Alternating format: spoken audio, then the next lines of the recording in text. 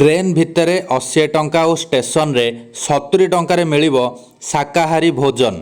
आसंतु जानिबा एहार services खबर विषय रे। भारत रे प्रतिदिन लक्ष लक्ष लोक रेल गाड़ी रे यात्रा करती। किछि लोक खाद्य घरु नहीं आसीथिबा बेले आउ किछि लोक स्टेशन रे मिलुथबा खाद्य खाआंती। तेबे स्टेशन और ट्रेन रे मिलुथबा खाद्यर मूल्य और गुणवत्ता को नहीं बेले बेले प्रश्न उठिथाए। एबे एही समस्यार एक समाधान नहीं आसीछि भारतीय रेलपथ।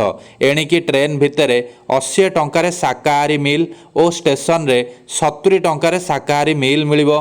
एने रेल मंत्रालय पक्षरु एक्स रे एक पोस्ट करी सूचना दी जाइछि। एथिरे रेल मंत्रालय कहिछि जे भेज मिल रो मेन्यू रे साधा भात 150 ग्राम, डाली किंबा संबर 150 ग्राम, दही 80 ग्राम, 2टी परोटा किंबा 4टी रोटी 100 ग्राम, तरकारी 100 ग्राम एवं एक पैकेट आचार तथा 12 ग्राम अंतर्भुक्त रहिबो। मंत्रालय पक्षरु आहुरी मध्य कुहाଯାଇଛି जे जदि ट्रेन भितर पैंट्री कर्मचारी किंबा स्टेशन रे एही दर ठारू अधिक अर्थ निया जाए तेबे लोकमाने सेमानंकु एही ट्वीट देखाई परिबे। जदि सेमाने ताहाकु ग्रहण न करंती तेबे सेमानंको विरोध रे अभियोग करा जाई परिबो।